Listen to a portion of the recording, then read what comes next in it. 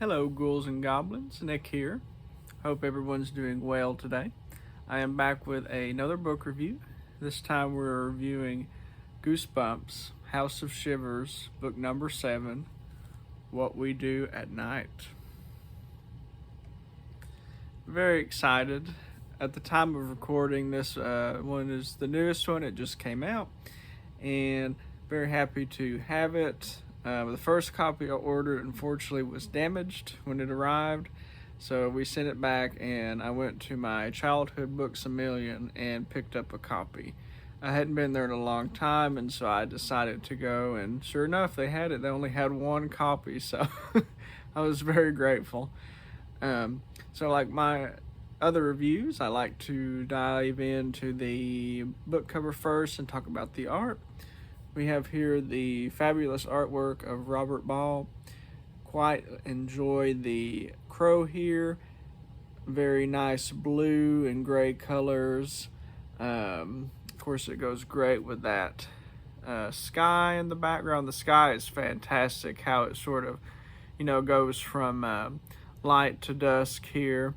I love these houses here on the side, and that perspective gives it a nice eerie kind of feeling.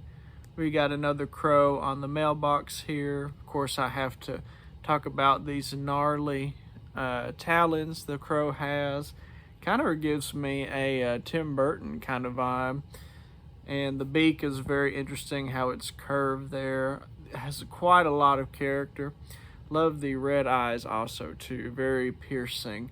And then of course the last detail I'll touch on is the crow up here. It looks like it is changing from a human into a bird, or a bird back to human, but that kind of gives you a hint that there's more to these crows, so than meets the eye.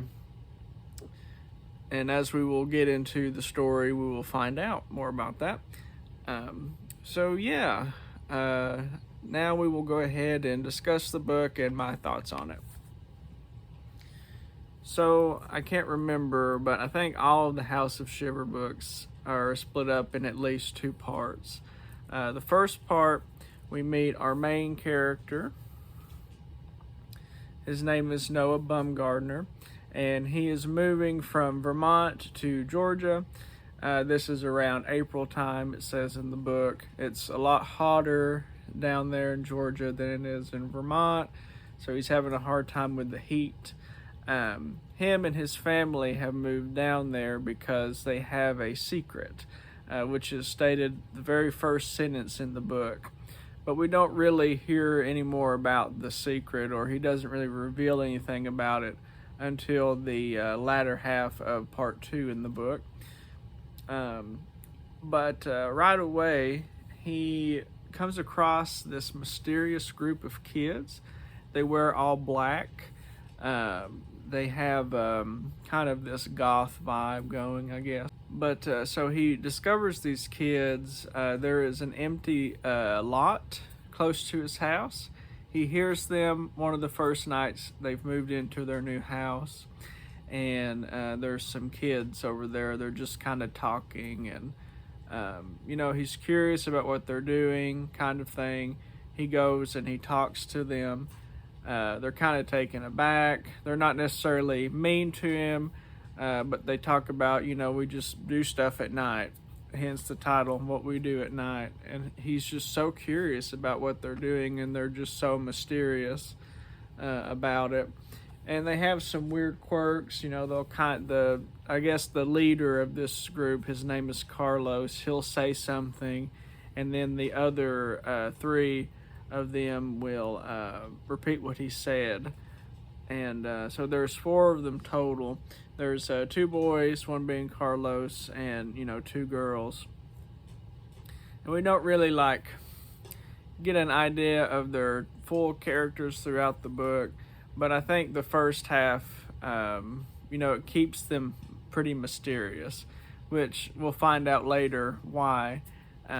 So he starts school. He meets this kid named Sid. Sid likes to collect shiny objects.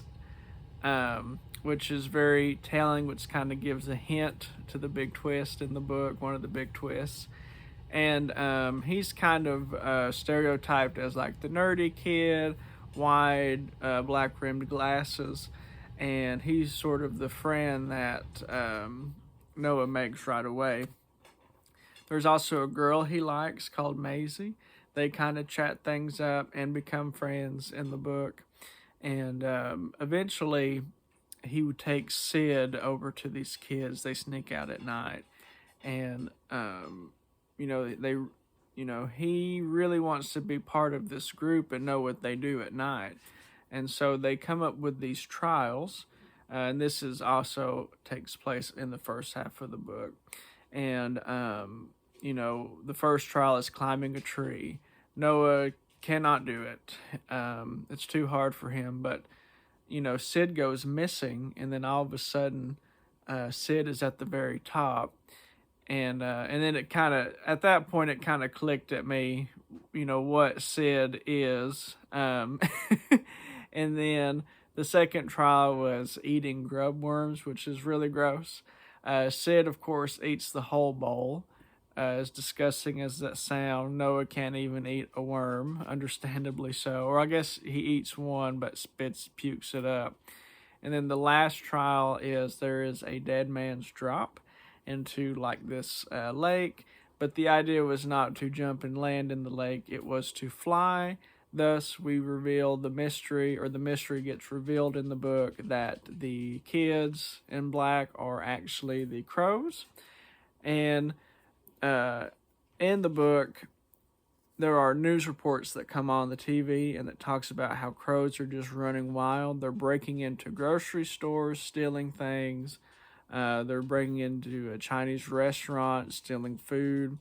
So, and then there's other points in the book where the crows kind of stalk Noah, and they're really intimidating when they appear. And then, of course, we figure out they are the kids, Charlie. And so, lo and behold, at the end of the third trial, Sid becomes a crow, and it turns out whatever species these children are, these half human, half birds, Sid is a bird. And of course, there's an early hint early on, about him liking trinkets, because birds like trinkets, of course. And I quite like the scene where, he still has his human head on his crow body and tells Noah that he was sorry, kind of thing.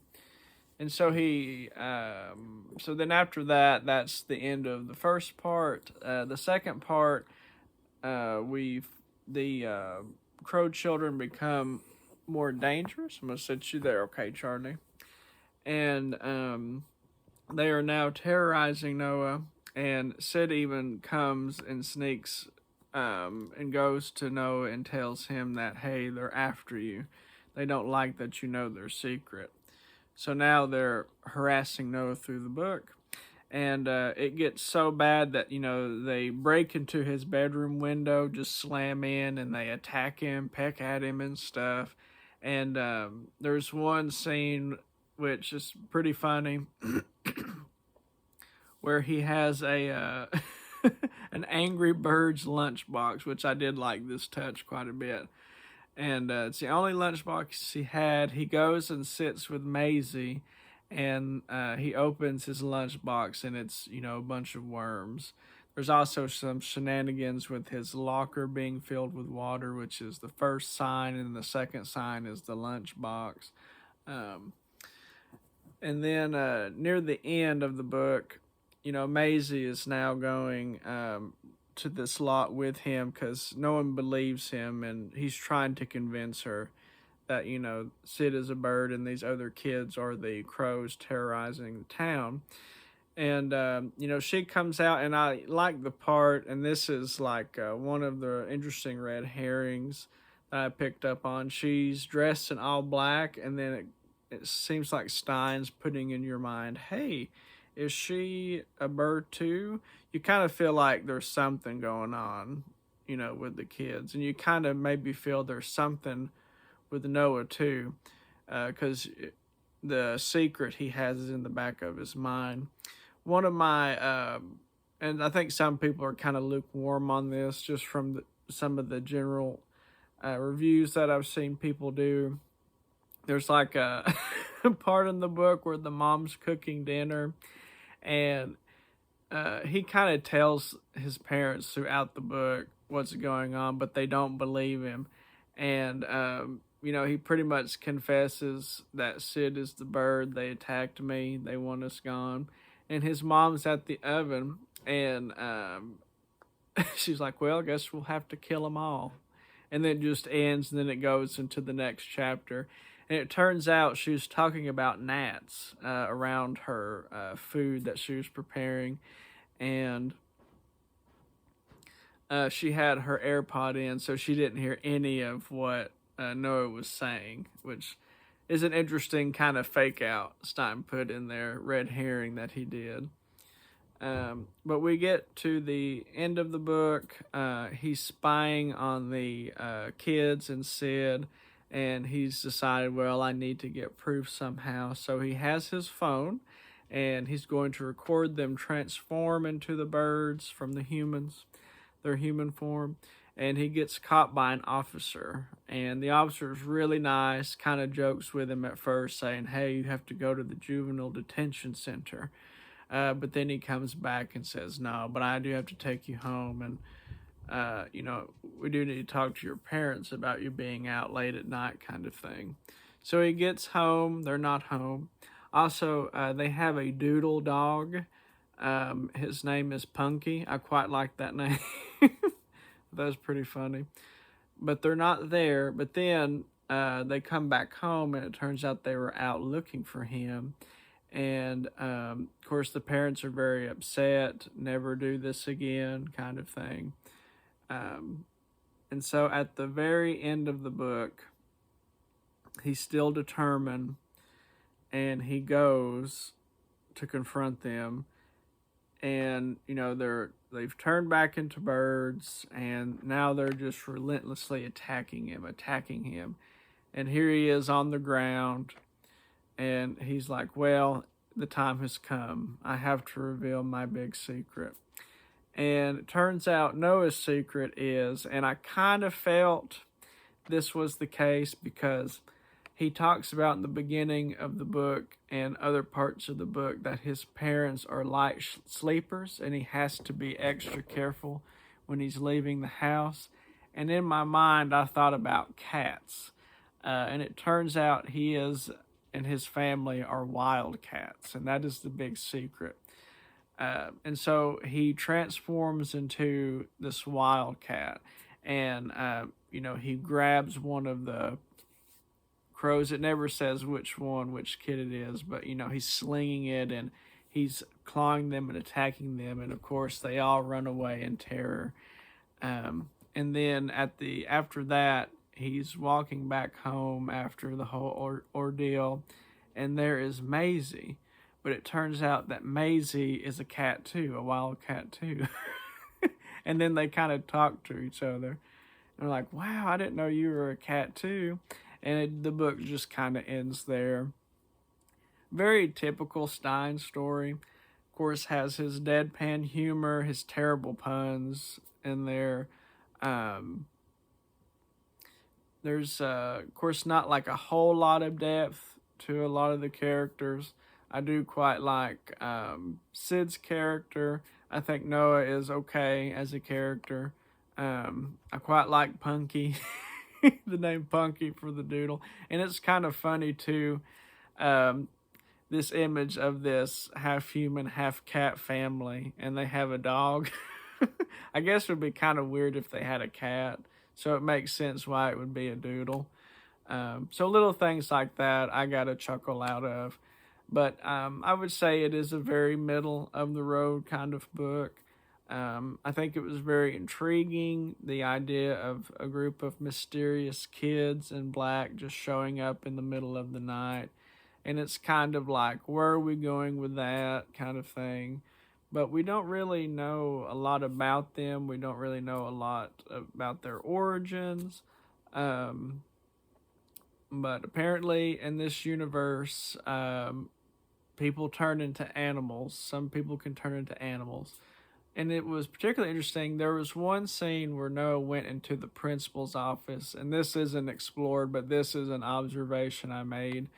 The principal is a woman, and she's sort of described as like a tough, shorter lady, but she had like butterfly decor all around her office. So it almost made me wonder if, hey, is she like a butterfly? Does she turn into a butterfly? Is that her secret? So I don't know how intentional that was, if that was set up, or maybe just to kind of hint at, hey, people in this universe, some of them can turn into animals. So kind of interesting there, but of course, it's not really elaborated on. And the story builds up well enough. It keeps good pace, but there's not really too much interesting that happens in between sort of this build up and this mystery among the kids.